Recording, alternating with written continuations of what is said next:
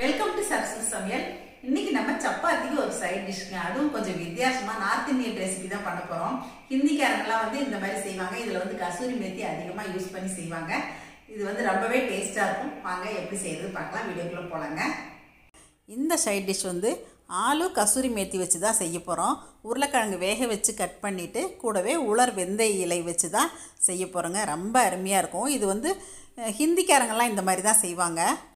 இந்த வித்தியாசமான சுவையான கிரேவி எப்படி செய்கிறது பார்க்கலாங்க. இந்த கிரேவி டக்குன்னு ஈஸியாக செஞ்சிடலாங்க. அதுக்கு நான் பெரிய வெங்காயம் ஒரு 4 போல் எடுத்துக்கிட்டேன். 3 தக்காளி எடுத்துருக்கேங்க. 4-5 பல் பூண்டு, 2 பச்சை மிளகாய், உலர் வெந்தய இலையை ஒரு 1/4 மணி நேரம் இந்த மாதிரி தண்ணியில் 2 டேபிள் ஸ்பூன் அளவுக்கு ஊற வச்சுக்கிட்டேங்க. அப்புறம் உருளைக்கிழங்கு கட் பண்ணி வச்சுருக்கேன். இப்போ இதை நம்ம வேக வச்சு எடுத்துக்கலாங்க. அப்புறம் கொத்தமல்லி இலை ஒரு கைப்பிடி வச்சுருக்கேன். இதையெல்லாம் நம்ம அரைச்சிட்டு தான் செய்ய போகிறோங்க. ஃபஸ்ட்டு அரைக்கிறதுக்கு ஒரு 10 சின்ன வெங்காயம் போல் சேர்த்துக்கலாங்க. அப்புறம் உலர் வெந்தய இலை ஊற வச்சு இல்லைங்களா, அதை தண்ணியில் வடிச்சிட்டு இப்போ அரைக்கிறதுலையே சேர்த்தாச்சு. கொத்தமல்லி இலை ஒரு கைப்பிடி தண்ணியில் நல்லா வாஷ் பண்ணிவிட்டு சேர்த்தாச்சுங்க. தக்காளி, வெங்காயம், பூண்டு, பச்சை மிளகாய் எல்லாத்தையுமே மிக்ஸி ஜாரில் சேர்த்து இப்போ இதை ஃபைன் பேஸ்ட்டாக நம்ம அரைச்சிட்டு வந்துடுறோங்க. தக்காளியில் இருக்க தண்ணியே போதுமானது. தேவைப்பட்டால் கொஞ்சமாக ஊற்றிக்கலாம். இதுக்கிடையில் நான் உருளைக்கிழங்கு வேக வச்சு எடுத்துட்டேங்க. பாருங்கள், நல்லா வெந்திருக்கு. இதை தோல் உரிச்சிட்டு பெரிய பீஸாக போட்டுக்கலாம். வெங்காயம், தக்காளி கலவை எல்லாமே இப்போ ஃபைன் பேஸ்ட்டாக அரைச்சாச்சுங்க. இப்போ நம்ம கிரேவி தாளிச்சிடலாங்க. கிரேவி தாளிக்கிறதுக்கு நான் ஒரு 2-3 டேபிள் ஸ்பூன் அளவுக்கு கடலெண்ணெய் சேர்த்துருக்கேன். இதுக்கு கொஞ்சம் ஆயில் ஜாஸ்தியாக தான் தேவைப்படுங்க. கடுகு சேர்த்துட்டு கொஞ்சம் சீரகம் சேர்த்துக்கலாம். இப்போ இது நல்லா பொரிஞ்சு வந்ததுக்கப்புறமா சும்மா ஒரு 10-15 சின்ன வெங்காயம் நறுக்கினது சேர்த்துடலாங்க. இந்த வெங்காயம் நல்ல கலர் சேஞ்ச் ஆகி வந்துடணுங்க. பாருங்கள், இந்த அளவுக்கு வந்துடணும். இந்த அளவுக்கு வதங்கினதுக்கப்புறமா கொஞ்சம் மஞ்சள் தூள் சேர்த்துக்கலாம். தனி மிளகாய்த்தூள் தேவைக்கு சேர்த்துக்கலாங்க. கொஞ்சம் சீரகத்தூள் சேர்த்துக்கலாம். சீரகத்தூள் 1/4 டீஸ்பூன் அளவுக்கு சேர்க்கலாங்க.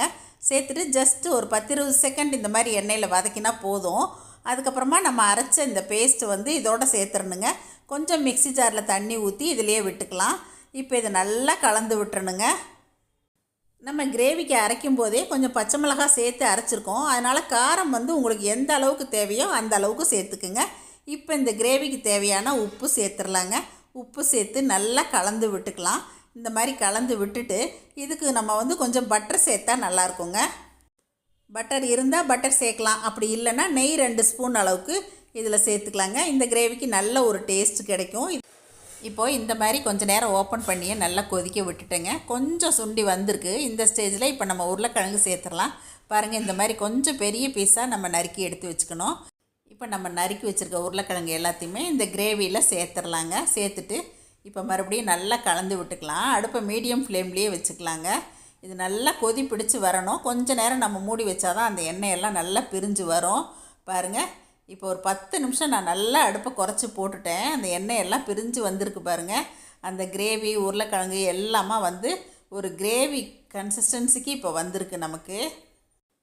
இந்த அளவுக்கு நல்லா அந்த கிரேவி சுண்டி வந்துடணுங்க. இப்போ ஃபைனலாக கொஞ்சம் மல்லி இலை தூவி இறக்கியாச்சுன்னா நம்மளோட ஆலு கசூரி மேத்தி கிரேவி ரெடிங்க. எங்கள் வீட்டில் நைட் டின்னருக்கு ஆலு கசூரி மேத்தி கிரேவியும் சப்பாத்தியும் இப்போ ரெடியாக இருக்குங்க. நம்ம இவ்வளோ உலர் வெந்தய இலை சேர்த்துமே, ஆனால் கசப்பே கிடையாதுங்க. அவ்வளோ டேஸ்ட்டாக இருந்துச்சு. நல்ல சாஃப்டான ஒரு சப்பாத்தி செஞ்சு இந்த மாதிரி கிரேவி வச்சு சாப்பிட்டா டேஸ்ட்டு அருமையாக இருக்குங்க.